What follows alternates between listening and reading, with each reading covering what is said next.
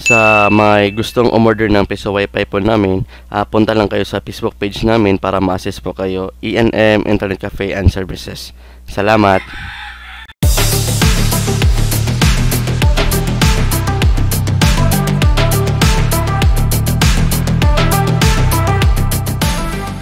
Good morning mga Kaps. Ayan, ito po yung isang unit mga Kaps. Ito yung unit is hindi po sa amin ito. Galing ito sa ibang builder pero hindi na sumasagot sa kanya kaya ito na. Ito is isang problema is na reflash lang, system error. At yung license niya is wala na po yung license niya. Kaya pinalitan lang natin ng license at saka makakonect ngayon. Ayan mga Kaps. So may isa tayong home service ngayon sa aming area. Medyo malayo din sa amin pero walang problema yan mga Kaps. Ayan. So sa mga nagbabalak na magpapaayos ng piso wifi po mga Kaps is mag-comment na lang doon sa aming Facebook page ENM Internet Cafe and Services mga Kaps. Ayan. So before kayo mag-comment is mas maganda kung i-message lang po ninyo para mas ma-check namin kaagad yung yung message. Tapos para isa na lang din yung setup ng ang inyong piso wifi para ma-check din namin. May initial input kami kung ano yung setup na nanggaling doon sa piso wifi nyo mga Kaps. Ayan. So may pupuntahan kami mga Kaps. Yung problema niya, yung piso wifi niya is hindi makakonect mga Kaps. Ito. So initial input is yung unit is sa amin, tapos bagong install po yun mga Kaps, pero hindi daw, sabi ng owner is hindi daw makakakonect yung mga client nila. So no IP allocation, kaya i-check natin yan mga Kaps. Ayan. So sa mga bagong install namin, after 1 month po yung warranty, wala po kayong babayaran basta malapit lang dito sa amin. Ayan. Yan po yung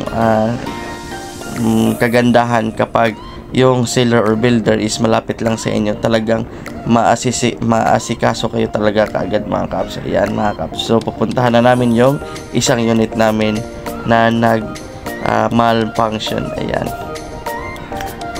Tapos doon sa nagpipiso wifi po mga Kaps, hindi natin palaging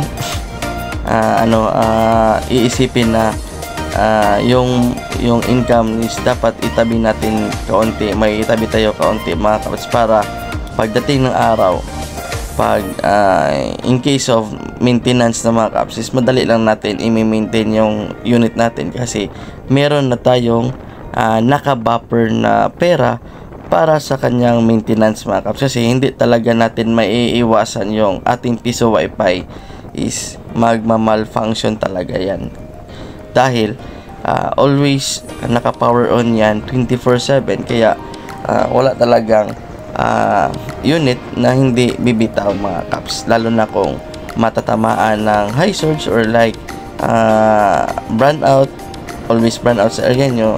Sure talaga yan na masisira yung SD card or ano yung nakasalpak na memory sa inyong piso wifi.